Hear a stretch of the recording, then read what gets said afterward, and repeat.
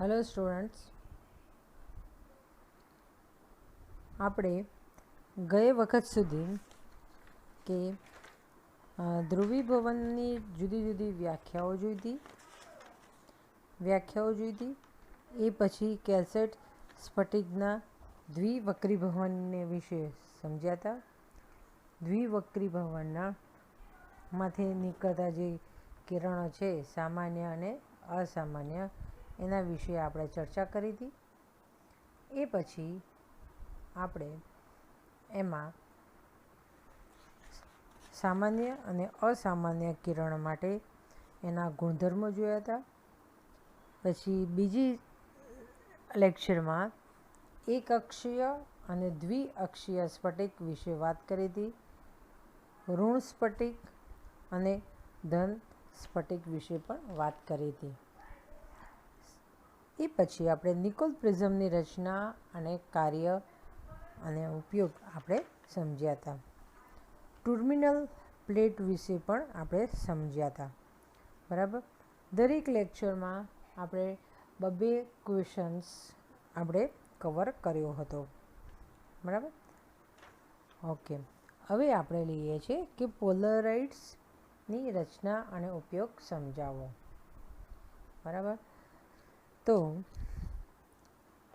પોલરાઇડ્સ W.H. હેરાપોથ નામના વૈજ્ઞાનિકે quinine આયોડોસલ્ફેટ અર્થાત હેરપેથાઇટ નામના નાના સ્ફટિકની શોધ કરી હતી. બરાબર. ક્વિનાઇન સલ્ફેટ અને આયોડિન સલ્ફેટનું રાસાયણિક સંયોજન છે. તેના શોધકો પોતાના નામ પરથી સંયોજનનું નામ હેરપેથાઇટ આપ્યું.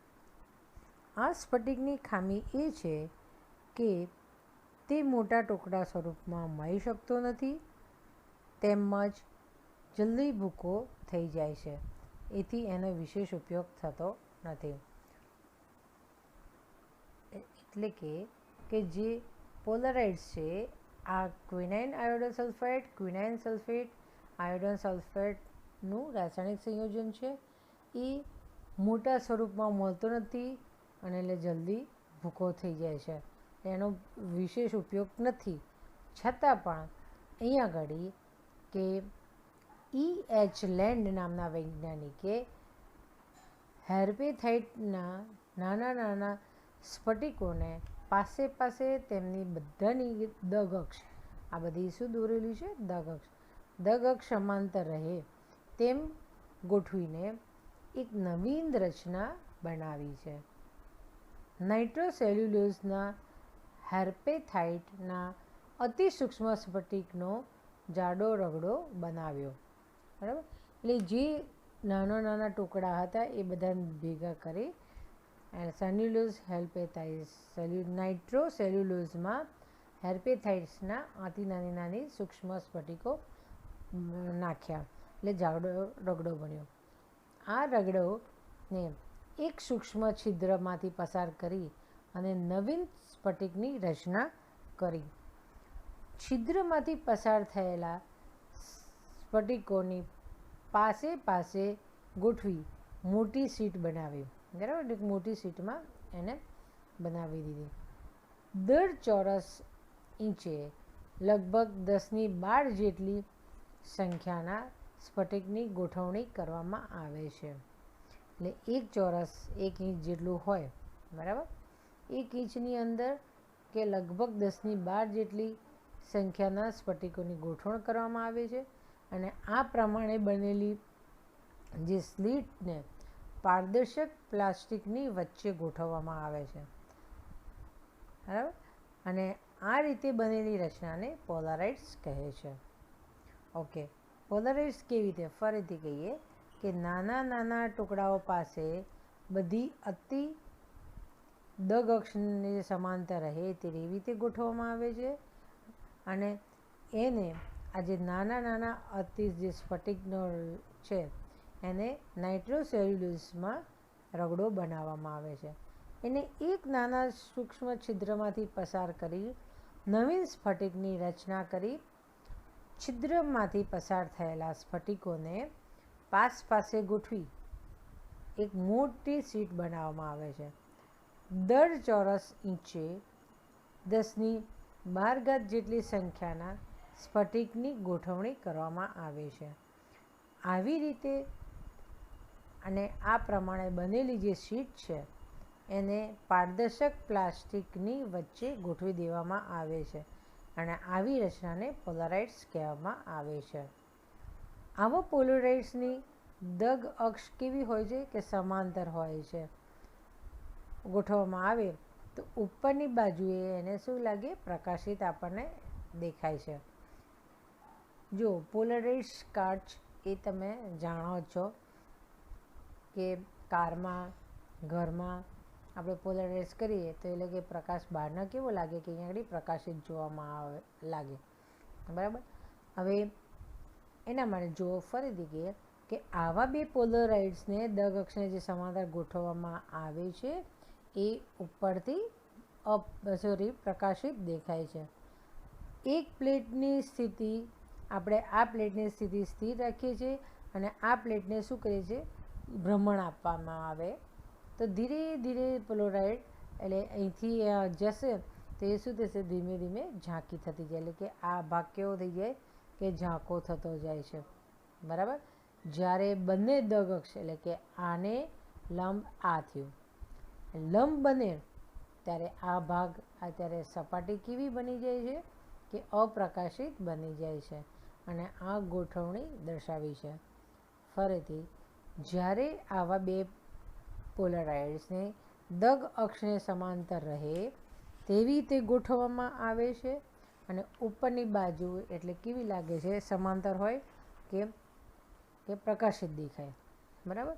અને જો એક પ્લેટને એટલે આ બે, એક ને બે છે, આ એક અને આ બે પ્લેટ છે, એમાંથી એકને સ્થિર રાખી બીજાને પરિભ્રમણ આપીએ તો પોલારાઇડ્સની ધીરે ધીરે ધીરે ઝાંકી થતી જાય, બરાબર.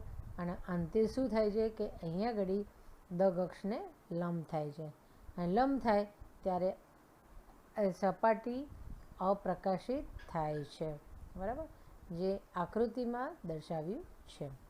હવે એનો ઉપયોગ શું છે કે ધ્રુવક અને વિશ્લેષક તરીકે તેનો ઉપયોગ છે, બરાબર. અને પોલારાઇડ્સ ફિલ્મ તેમજ સનગ્લાસ બનાવવામાં તેનો ઉપયોગ થાય છે. મોટર ગાડીના વિન્ડસ્ક્રીન હેડલાઇટ આગળ પોલારાઇડ્સ મૂકવામાં આવે છે, બરાબર. ચોથું કે ઘરના ઓરડામાં પ્રકાશનું નિયમન કરવા માટે પણ બારીનામાં પોલારાઇડ્સ મૂકવામાં આવે છે. ફરીથી એનો ઉપયોગ શું કે ધ્રુવક અને વિશ્લેષક તરીકે વિસ્તૃત પ્રમાણમાં થાય છે. આ શીટનો ઉપયોગ થાય છે પોલારાઇડ્સ ફિલ્મ તેમજ સનગ્લાસ બનાવવા કે આનો ઉપયોગ કરવામાં આવે છે. મોટર ગાડીની વિન્ડસ્ક્રીન અથવા હેડલાઇટ આગળ પોલારાઇડ્સ મૂકવામાં આવે છે અને ઘરના ઓરડામાં પ્રકાશનું નિયમન માટે બારીની પોલારાઇડ્સ મૂકવામાં આવે છે. ઓકે, આ અહીંયા ઘડી આપણે કે પોલારાઇડ્સ શું છે અને એના વિશે આપણે વાત કરી, બરાબર. હવે એની પછીનો પ્રશ્ન લઈશું કે એક અક્ષીય સ્ફટિકને દ્વિવક્રીભવનની ઘટનાની સમજૂતી માટે હાઇગેન્સે આપેલી સ્વીકૃતિ પોસ્ચ્યુલેટ લખો એક અક્ષીય માટે, બરાબર. હવે એક અક્ષીય આપણે આગળ ભણી જ ગયા છે એ ફરીથી યાદ કરાવી દઉં કે એક અક્ષીય શું છે, જે દિશામાં એક અક્ષીય એટલે શું છે કે જે દિશામાં બંને કિરણોના વેગ સમાન હોય છે અને જેને દગ અક્ષ કહે છે. કેલ્સાઇટ સ્ફટિકમાં આ પ્રકારની એક જ દિશા હોય છે એટલે એને એક અક્ષીય સ્ફટિક કહે છે. એક અક્ષીયનો મતલબ શું થાય કે એમાં કે જે દગ અક્ષ પર બંનેનો વેગ સામાન્ય અને અસામાન્ય કિરણનો સરખો હોય છે, પરંતુ ક્વાર્ટઝ અને એવી બીજી છે ક્વાર્ટઝ જે આપણે વાત કરી હતી સ્ફટિક કેલ્સાઇટ, એમાં એ સ્ફટિકમાં એની બંનેની સામાન્ય અને બે મળે છે, સામાન્ય અને અસામાન્ય, એટલે કે એને શું કહેવાય? દ્વિઅક્ષીય કહેવાય છે. હવે એક અક્ષીય કેલ્સાઇટ સ્ફટિકમાં એવા એક અક્ષીય સ્ફટિકમાં થતા દ્વિવક્રીભવનની શોધ પછી હાઇગેન્સ અને બીજાઓએ તરંગવાદ પ્રમાણે દ્વિવક્રીભવન ઘટના ગૌણ તરંગોના આધારે કર્યું છે. ફરીથી કે કેલ્સાઇટ સ્ફટિક જેવા એક અક્ષીય એક સ્ફટિકમાં થતા દ્વિવક્રીભવનની શોધ પછી હાઇગેન્સ અને બીજાઓએ તરંગવાદ પ્રમાણે દ્વિવક્રીભવનની ઘટના ગૌણ તરંગોના આધારે સમજવા માટે નીચેની સ્વીકૃતિ આપી. કે શું આપી? કે દ્વિવક્રીભવનકારક સપાટી પર પ્રકાશ આપાત થતાં સ્ફટિકનું દરેક બિંદુ ગૌણ ઉદ્ગમ સ્થાન બને છે અને બે પ્રકારોના ગૌણ તરંગોનું ઉત્સર્જન કરે છે, જે સામાન્ય કિરણ, ઓર્ડિનરી કિરણ અને અસામાન્ય કિરણ કહે છે. દ્વિવક્રીભવનકારક સપાટી પર પ્રકાશ આપાત થતાં સ્ફટિકનું દરેકે દરેક બિંદુ એ ગૌણ ઉદ્ગમ સ્થાન તરીકે વર્તે છે, બરાબર. અને એ બે પ્રકારના ગૌણ તરંગોનું ઉત્સર્જન થાય છે, અને એ બંને કયા છે? કે સામાન્ય અને અસામાન્ય કિરણ. બીજું પોસ્ચ્યુલેટ એટલે કે બીજી ધારણા એ છે કે સામાન્ય કિરણ વક્રીભવન માટેના બંને નિયમોનું પાલન કરે છે. કેલ્સાઇટ સ્ફટિક વક્રીભવન કારણ માટે સ્નેલનો નિયમ શું છે? કે મ્યુ ઓ મીન્સ ઓર્ડિનરી, વક્રીભવનાંક ઓર્ડિનરીનો. સાઇન આઈ એટલે શું? કે આપાત કોણનો સાઇન. R0 એટલે કે સામાન્યનો વક્રીભવનાંક, બરાબર. એમાં V/VO, આઈ એટલે કે આપાતનો, એટલે V એટલે કયો થશે? કે આપાત કણ કરીએ છીએ એ હવામાં વેગ થાય, અને VO છે એ જે સ્ફટિકમાં તમે આપાત કરો છો એ સામાન્ય કિરણનો વેગ છે, બરાબર. એટલે કે સામાન્ય કિરણ વક્રીભવન માટેના બંને નિયમોનું પાલન કરે છે. કેલ્સાઇટ સ્ફટિક માટે વક્રીભવનાંક માટે સ્નેલનો નિયમ mu O sin I/sin R0 બરાબર V/VO થાય છે, બરાબર. સમીકરણ દ્વારા અપાય છે, આ સમીકરણ દ્વારા અપાય છે, જ્યાં V પ્રકાશનો હવામાં વેગ છે, VO એ સામાન્ય કિરણના સ્ફટિકનો વેગ છે, અને વક્રીભવનાંક મ્યુ એ સ્ફટિકના તરંગના પ્રસરણની દિશા પર આધાર રાખતું નથી. સ્નેલના નિયમોનું પાલન કરતા સામાન્ય કિરણનો વેગ સ્ફટિકમાં બધી જ દિશામાં એક સરખો હોવાથી તેનું તરંગ અગ્ર ગોળાકાર હોય છે, બરાબર. ઓકે, પહેલાં આપણે કીધું કે બે તરંગો ઉત્પન્ન થાય છે. બીજું એવું કીધું કે સામાન્ય કિરણ વક્રીભવન માટેના બંને નિયમોનું પાલન કરે છે. કેલ્સાઇટ સ્ફટિક માટે વક્રીભવનાંકનો સ્નેલનો નિયમ સામાન્ય માટે mu O sin I/sin R0 V/VO. V એટલે કે પ્રકાશનો હવામાં વેગ, VO એટલે કે સામાન્ય કિરણનો સ્ફટિકમાં વેગ. મ્યુ O એ સ્ફટિકના તરંગની પ્રસરણની દિશા કઈ બાજુ છે એના પર આધાર રાખતો નથી. સ્નેલના નિયમોનું પાલન કરતા સામાન્ય કિરણનો વેગ સ્ફટિકમાં બધી જ દિશામાં એક સરખો હોવાથી તેનું તરંગ અગ્ર ગોળાકાર હોય છે. જો એટલે કે સ્નેલના નિયમનું પાલન જો સામાન્ય કિરણ કરે છે, એટલે કે સ્ફટિકની બધી જ દિશામાં એક સરખો હોય એનો વેગ, એટલે કે કેવું થાય છે? ગોળાકાર રીતે તરંગ અગ્ર ગોળાકાર રીતે હોય છે. જ્યારે અસામાન્ય કિરણ એ વક્રીભવનના નિયમોનું પાલન કરતો નથી, એટલે કે ઈ કિરણ માટે વક્રીભવનાંક mu E is equal to sine I upon sine R E, એટલે કે આપાત કોણનો સાઇન અને વક્રીભવન અસામાન્યનું વક્રીભવન કોણ, બરાબર, એનો સાઇન એક શું મળે છે,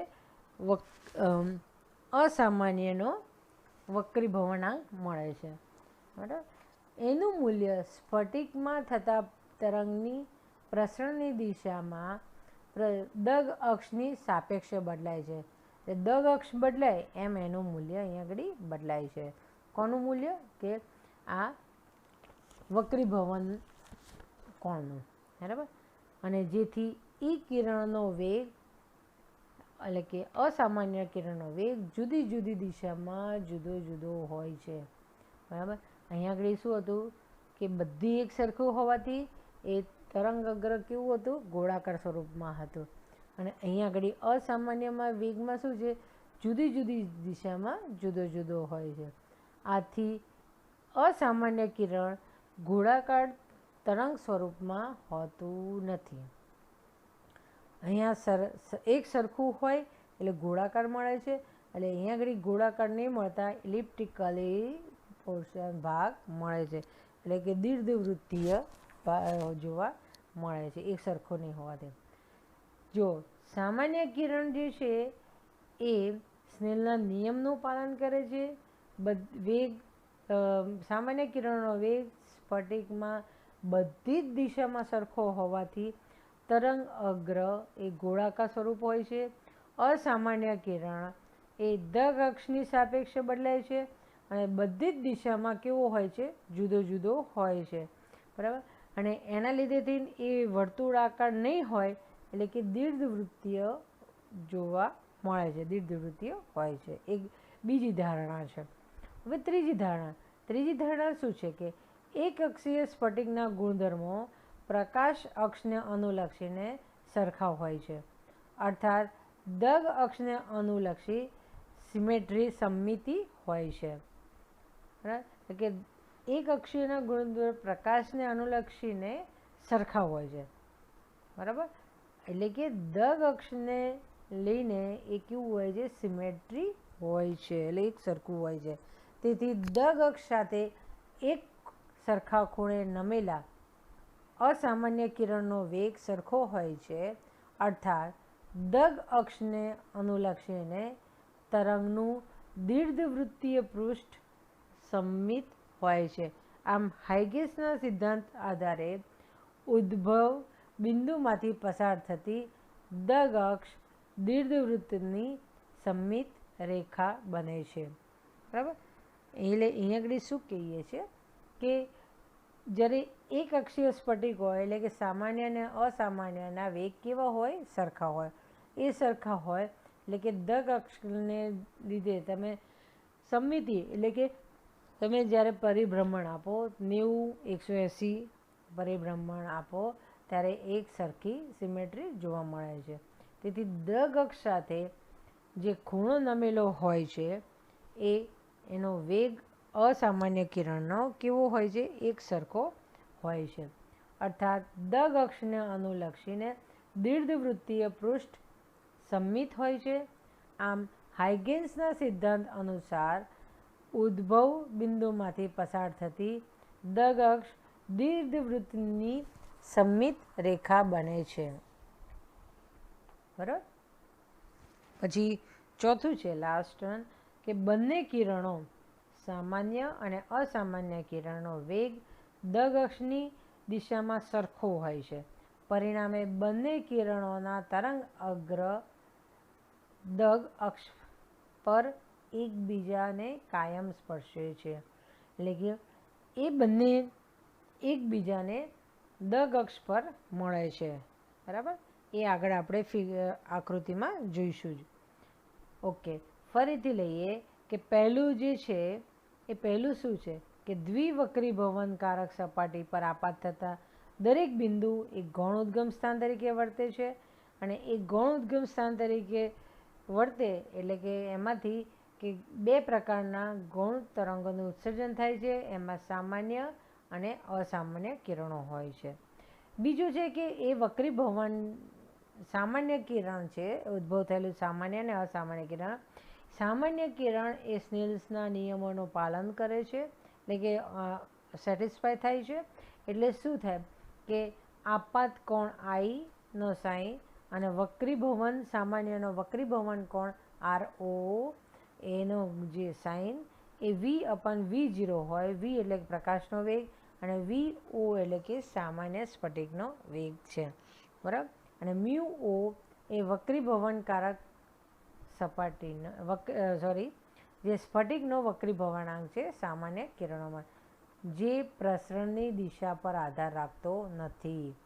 સ્નેલના નિયમનું પાલન કરતા સ્નેલનો નિયમનું જે પાલન કરે છે આ સામાન્ય કિરણ સ્ફટિકની બધી જ દિશામાં એક સરખો હોય. તેનું તરંગ અગ્ર કેવું હોય છે? ગોળાકાર હોય છે. એ જે એક દિશામાંથી સરખા અંતરે હોય, સરખું જ હોય, એટલે એ શું કહેવાય? ગોળાકાર સ્વરૂપે તરંગ અગ્ર હોય છે. અસામાન્ય કિરણ એ વક્રીભવનના નિયમોનું પાલન કરતો નથી, બરાબર. વક્રીભવનનું પાલન કરતો નથી, માટે સાઇન I/સાઇન RE એટલે કે અસામાન્યનો વક્રીભવનાંક અને કોણ એનો જે વક્રીભવનાંક છે μE અસામાન્યનો એ પ્રસરણની દિશાની અક્ષને સાપેક્ષે બદલાય છે. તેથી કિરણો એટલે કે અસામાન્યનો વેગ જુદો દિશામાં દરેક દિશામાં જુદો જુદો હોય છે અને એના લીધે કેવું થઈ જાય છે? દીર્ઘવૃત્તીય થઈ જાય છે, બરાબર. ત્રીજું છે કે પ્રકાશને એક અક્ષીય હોય, પ્રકાશનો ગુણધર્મને પ્રકાશ અક્ષને અનુલક્ષીને એટલે કે દગ અક્ષને લીધે એટલે કે દગ અક્ષ હોય એને સમમિતિ હોય છે. સમમિતિ એટલે કે 0 થી 180 સુધી આપણે તમે ફેરવો તો પણ એનું એ જ જગ્યા રહે. એટલે આ દગ અક્ષને એક સરખા ખૂણે નમેલા કિરણોનો વેગ સરખો હોય છે, બરાબર. અર્થાત દગ અક્ષને અનુલક્ષીને તરંગનું દીર્ઘવૃત્તીય પૃષ્ઠ સમમિતિ હોય છે. આમ હાઇગેન્સના સિદ્ધાંત મુજબ ઉદ્ભવ બિંદુમાંથી પસાર થતા દગ અક્ષ દીર્ઘવૃત્તિની સમમિત રેખા બને છે, બરાબર. બંને કિરણો સામાન્ય અને અસામાન્યનો વેગ દગ અક્ષની દિશામાં એક સરખો હોય છે. પરિણામે બંને કિરણોનો તરંગ અગ્ર દગ અક્ષની એકબીજા પર કાયમ સ્પર્શે છે, જે આપણે જોઈશું, બરાબર. આમ હાઇગેન્સના સિદ્ધાંત અનુસાર દ્વિવક્રીભવનકારક સ્ફટિક પર તરંગ આપાત થાય ત્યારે દરેક બિંદુ બે તરંગ અગ્રોનું ઉત્સર્જન કરે છે, બરાબર. સામાન્ય કિરણનું કેવું હોય છે? ગોળાકાર હોય છે. અને અસામાન્ય કિરણનું કેવું હોય છે? કે વર્તુળાકાર દીર્ઘવૃત્તીય તરંગ હોય છે, બરાબર. કેમ? કારણ કે ત્યારે એનો અસામાન્યનો જે વેગ છે એક સરખો નથી હોતો અને એક સરખો નહીં હોતો, જુદી જુદી દિશામાં જુદું હોય છે, એટલે કેવું હોય છે? દીર્ઘવૃત્તીય હોય છે, બરાબર. આકૃતિમાં દર્શાવ્યા મુજબ કે દગ અક્ષ આ શું દેખાડી છે? દગ અક્ષ. જો અહીંયા આગળ સ્પર્શે છે, અહીંયા આગળ સ્પર્શે છે, અહીંયા આગળ સ્પર્શે છે અને અહીંયા આગળ સ્પર્શે છે, બરાબર. એટલે આવી રીતે આકૃતિમાં દર્શાવ્યા મુજબ કે ઋણ સ્ફટિકનો છે કેલ્સાઇટ અને ધન સ્ફટિકમાં ક્વાર્ટઝ આપેલો છે, અહીંયા આગળ, બરાબર, આપેલો છે. બિંદુવત ઉદ્ગમ એટલે આ જે વચ્ચેનું જે છે બિંદુવત ઉદ્ગમને, બરાબર, ઉત્સર્જિત થતા તરંગોની રચનાની તરંગ અગ્રોની સમજાવી છે. સ્ફટિક શું છે? S છે. અને એસને બિંદુવત ઉદ્ગમ સ્થાન છે. સામાન્ય કિરણને અનુસાર એ કેવું છે? કે ગોળાકાર છે અને અસામાન્યને લીધે થઈને આ શું છે? દીર્ઘવૃત્તીય મળે છે. આકૃતિમાં જોતા સ્ફટિકમાં સામાન્ય એટલે કે આ અહીંયા એસ એ બિંદુ છે અને અહીંયા આગળ આ જે છે એ ઓર્ડિનરીનું છે અને આ શેનું છે? એક્સ્ટ્રા ઓર્ડિનરીનું છે. બરાબર. આકૃતિ એમાં જોતા અહીંયા જોતા કે સ્ફટિકમાં અસામાન્ય કિરણનો વેગ સામાન્ય આના કરતાં કેવો છે કે વધારે હોવાથી ગોળાકાર તરંગઅગ્ર ઓ એ દીર્ઘવૃત્તીય તરંગ જે છે એના અગ્ર નહીં અંદરની ભાગ છે. એટલે કે અહીંયા આગળ કોનો વધુ છે ઋણમાં? કે અસામાન્યનો વેગ વધુ હોય છે એટલે એ ઋણ સ્ફટિક બને છે. રાઈટ, જે આપણે ઓલરેડી આગળ કહી ચૂક્યા છે. તેવી જ રીતે બીમાં કે અસામાન્યનો, જો આ સામાન્યનો અને આ જે લંબ છે એ અસામાન્યનો. બરાબર. એટલે અહીંયા આગળ કોનો વધુ થશે?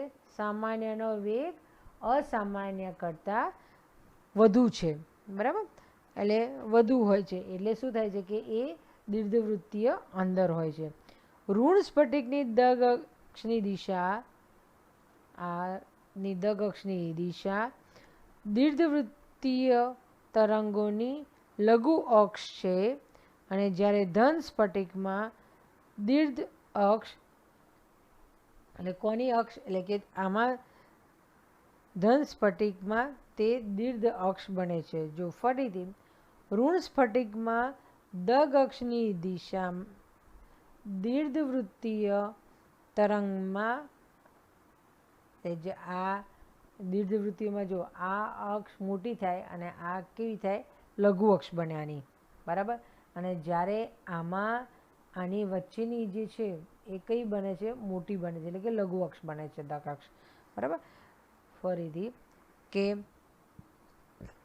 આકૃતિમાં દર્શાવ્યા મુજબ કે એસ એ સ્ફટિકનું ઉદ્ગમ સ્થાન છે. સામાન્ય કિરણને અનુલક્ષીને ગોળાકાર અને અસામાન્યને અનુલક્ષીને અહીંયા ગોળાકાર આમ અને આ દીર્ઘવૃત્તીય અગ્રો દર્શાવ્યા છે. આકૃતિમાં અહીંયા એમાં જ જોયા મુજબ કે સ્ફટિકમાં અસામાન્ય કિરણનો વેગ સામાન્યના કિરણના વેગ કરતાં વધુ હોય છે. એટલે ગોળાકાર તરંગઅગ્ર ઓ, બરાબર, એ દીર્ઘવૃત્તીયની અંદર, એટલે આ દીર્ઘવૃત્તીયની કેવી હોય છે? અંદર હોય છે. આ શું છે? દગ અક્ષ, જે આપણે 4th 1 કીધી હતી કે અહીંયા દગ અક્ષ એ બંને ભેગા થાય છે. ત્રીજું શું કીધું હતું આપણે? કે ઋણ સ્ફટિકમાં દગ અક્ષ, એટલે દગ અક્ષની જે અક્ષ છે એ કોનું? આ દીર્ઘવૃત્તીયની શું થાય? કે લઘુ અક્ષ થાય. બરાબર. એટલે દીર્ઘવૃત્તીયની આ ગુરુ અક્ષ કહેવાય અને આ લઘુ અક્ષ. એટલે જ્યારે ઋણ સ્ફટિક હોય ત્યારે અસામાન્યનું લઘુ અક્ષ હોય છે. બરાબર. જે સામાન્ય કિરણનું હોય છે. અહીંયા ઘડી ધન સ્ફટિકમાં કે ગોળીય વૃત્તીય જે છે, બરાબર, જે ગોળાકાર જે સામાન્યનો છે અને અસામાન્યનો કેવો છે? કે દીર્ઘવૃત્તીય જે વાત છે. ફરીથી કહું કે અસામાન્ય કિરણનો વેગ અસામાન્યનો કે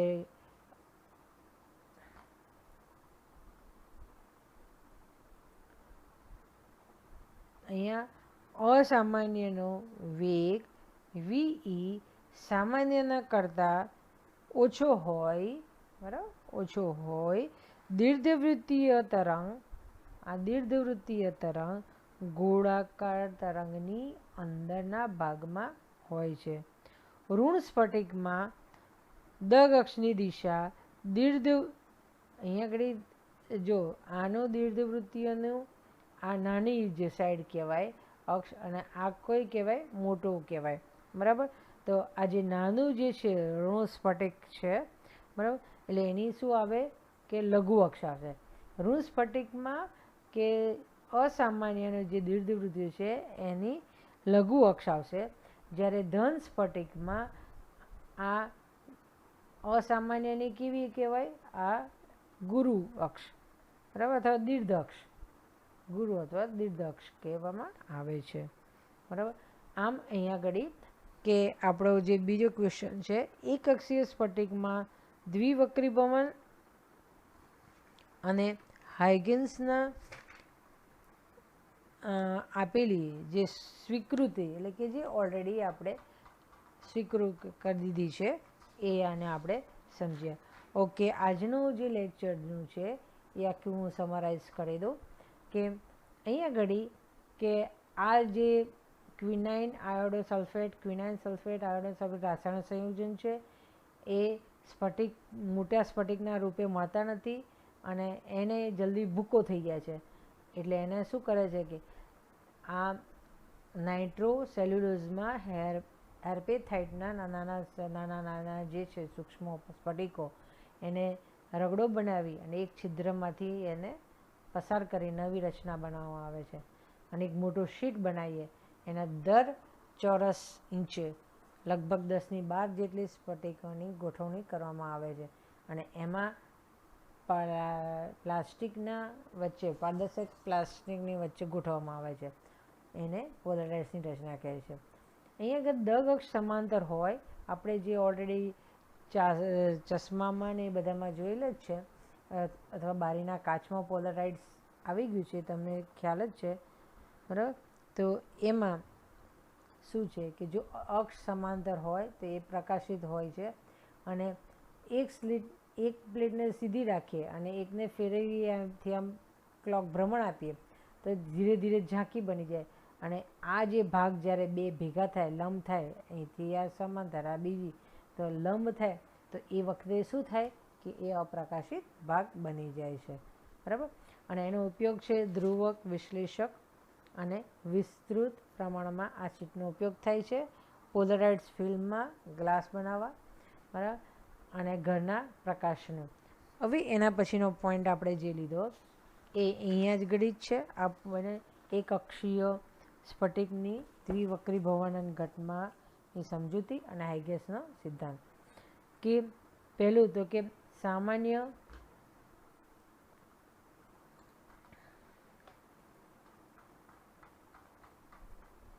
શું કીધું આપણે કે જ્યારે દ્વિવક્રીભવન કારક સપાટી પર આપાત થાય ત્યારે દરેકે દરેક ગુણોત્બંધ તરીકે વર્તે. શું કહેવાય? સામાન્ય કિરણ. બીજાનું અસામાન્ય કિરણ. પછી પહેલું જે સામાન્ય કિરણ છે વક્રીભવનના નિયમોનું પાલન કરે છે, બરાબર. પછી એને શું કીધું કે નિયમ પાલન કરે છે તથા બધી જ દિશામાં કેવું છે એક સરખું હોય, એટલે કે દરેકે દરેક તરંગ અગ્ર સરખા હોય, એટલે કે ગોળાકાર સ્વરૂપમાં હોય છે, બરાબર. એટલે સામાન્ય કિરણ ગોળાકાર સ્વરૂપમાં. અસામાન્ય કિરણ તો કે વક્રીભવનના નિયમનું પાલન કરતું નથી અને એનો પ્રસરણની દિશા કેવી હોય છે, જે વેગ બદલાય એમ જુદો દિશા પણ બદલાતી હોય છે, એટલે કે દીર્ઘવૃત્તીય એનો આકાર હોય છે, બરાબર. હવે એક કર્યા પછી તો કે દગ અક્ષને અનુલક્ષીને એને ફેરવવામાં આવે તો એની સંમતિ કેવી હોય? ઓલવેઝ સરખી હોય છે, બરાબર, એવું કહેવામાં આવે છે. આમ હાઇગેન્સના સિદ્ધાંત અનુસાર ઉદ્ભવતા બિંદુમાં જે પ્રસરદર્શક સમમિતિ છે. બીજું કે સામાન્ય અને અસામાન્યના બંને અક્ષની દિશામાં કેવું છે? સરખું હોય છે. એટલે પરિણામે તરંગ અગ્ર બંને દગ અક્ષ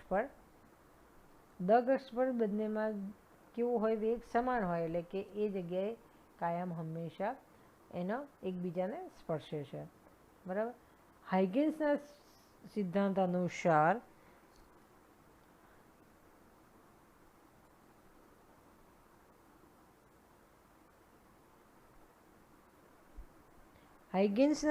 અનુસાર કે દ્વિવક્રીભવન કારક જે સપાટી જે છે એ તરંગ પર આપાત થતું દરેકે બિંદુ બે તરંગ અગ્રનું ઉત્સર્જન કરે છે, સામાન્ય અને અસામાન્ય દીર્ઘવૃત્તીય. જે આ દગ અક્ષ પર શું થાય છે? બંને એનો વેગ કેવો હોય? દગ અક્ષ પર સમાન હોય, અહીંયા, બરાબર. એટલે અહીંયા ઘડી જ્યારે એક સામાન્ય માટે ઋણ સ્ફટિકમાં કેવું હોય છે?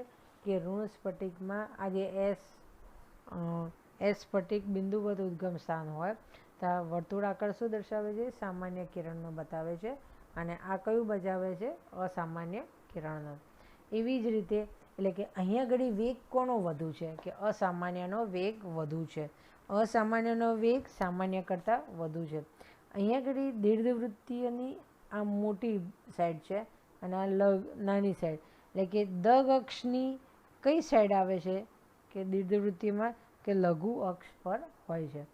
અને એનું ઉદાહરણ છે કેલ્સાઇટ છે. હવે અહીંયા